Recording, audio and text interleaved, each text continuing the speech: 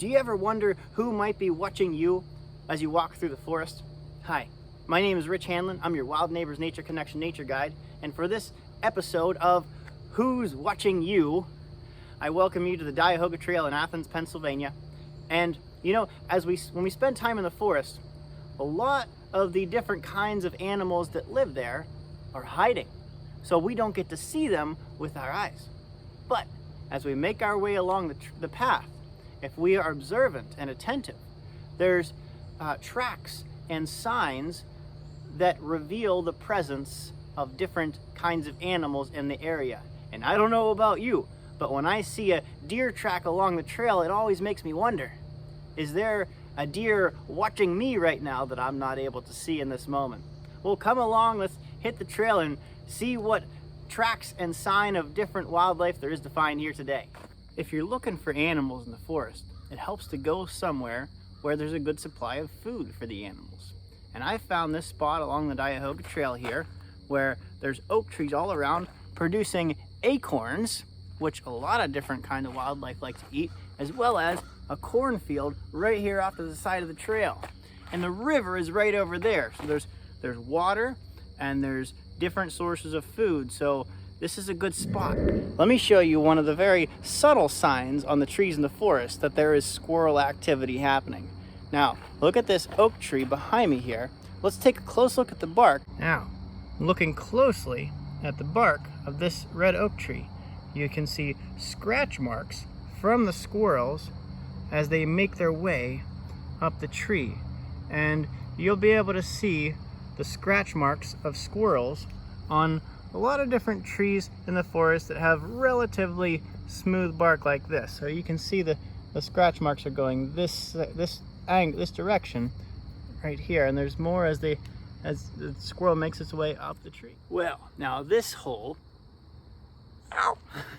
was made by none other than the eastern chipmunk. It's right here along the side of the trail, and around the entrance to the hole is some remnants of acorns that the chipmunk has recently taken apart and eaten. Here is the animal tracks and sign that I think I'm most excited to share with you this morning. If you look behind me here, there's a path leading into and out of the cornfield.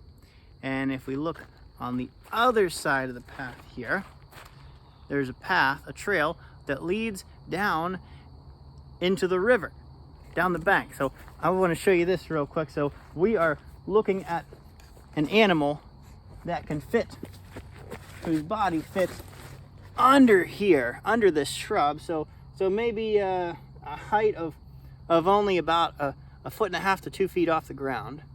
All right, so there's some evidence. Let's go across the trail, and we're now looking at how the grass is matted down, indicating that a belly or a tail is being dragged against the ground to mat the grass down. And so if we follow this out into the cornfield, there's even more evidence that reveals the mysterious identity of this particular animal. So if we look, there is maybe they're here for the corn. See, here's an ear of corn that has been munched on. And here's some stalks that have been broken. And if we look at some of these broken stalks, the identity is confirmed, I believe, because look at the angled cut on the stalks of corn. There's one particular mammal that makes an angled cut like that on the trees and the plants that it harvests. So here are your clues. Clue number 1, there's a path going from the cornfield across the trail down into the river. Clue number 2, this is a mammal, or this is an animal whose body is only about 1.5 to 2 feet off the ground when it walks along. Because we know this because the shrubs over the trail are about 2 feet above the trail, and it has to fit under that. Clue number 3, from the cornfield, this particular animal is taking ears of corn as well as entire stalks of corn, dragging them across the trail down into the river. Clue number 4. This particular animal is leaving an angled cut at the base of the corn stalks that it harvests. Do you have a guess? If you said the North American beaver, you're right. These are the signs left behind of the North American beaver. And we're seeing this during the day, and I'm not seeing any beavers around because beavers are primarily active at night from dusk to dawn, mostly at dusk and at dawn. And so they're coming under the cover of darkness to harvest the corn stalks from the field, and perhaps they're taking it so they can eat the corn, and perhaps they're taking it so they can use these corn stalks in the building and maintenance of their lodge areas. When I walk in the woods, sometimes I'm fortunate enough to see a deer or a herd of deer. Sometimes all there is for me to see is the tracks left behind by the deer. And the tracks are going in the direction that they seem to be pointing. So there's tracks, the tracks are moving in this direction. Kind of like if you were to think about the deer's hoof as an arrow, the deer is headed where the arrow is pointing.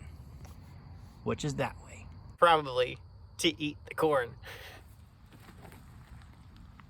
Now we've made our way just a little beyond the edge of the forest into the field that borders the forest, and there's this hole in the ground, and I could easily fit my whole arm inside of this hole, and look at the size of some of the rocks that have been removed from this hole. This particular hole was made by none other than the groundhog, and the groundhog is a creature that lives at the forest edges and also makes a home in our fields. Will munch on a lot of grass, a lot of different green things throughout the day, and you can imagine it takes a lot of work to excavate a hole like this, especially looking at this massive pile of dirt and rocks. And so I will show you how it's done. The groundhog will go face first into the hole, use the front paws to loosen the dirt and the rocks, and move it back towards the back of the body, and then use its back legs to kick the rocks and the dirt outside the hole behind it. And so if you're ever out in the field and you see rocks and dirt being kicked up into the air out of a hole, that's probably a groundhog. And groundhogs tend to be pretty stealthy animals sometimes. They'll see you coming from a ways away, and usually when they see you, they'll duck back into their hole. Now, there's the obvious hole with all this loose dirt and rocks around it. There's usually a secret escape hatch that is less obvious. Let's see if we can go and find the escape hatch somewhere in this area. Here it is, folks. 23 paces away from that groundhog hole is this. And you notice it's just a very discreet hole in the ground. There's no dirt or rocks kicked up out of it. But this is the secret escape hatch for the groundhog that lives in that hole 23 paces away. So the distance is significant. This is a pretty extensive burrow system, and it's also a place where this particular groundhog is getting ready to spend the entire winter. During your every walk in the forest, if you're taking time to notice the tracks and the sign of different wildlife that calls that place home, you'll have a better idea about who's watching you as you make your way through the forest. Now, the animals whose sign and tracks that we noticed today are our neighbors. And as there gets to be more and more people in the world, well, unfortunately, that often means less space to live for our animal neighbors. And so it becomes very important that you and I do what we can to protect the forests around our communities and in different parts of the world, to protect the forests from deforestation and development, and even to see if there's ways that we can help provide habitat for our animal neighbors in and around our homes. I wonder, do you have any plants or trees in your own backyard that seem to be really good places for wildlife to live? What sort of tracks and sign can you notice for the wildlife that lives near your house or in your favorite patch of the woods the next time that you visit?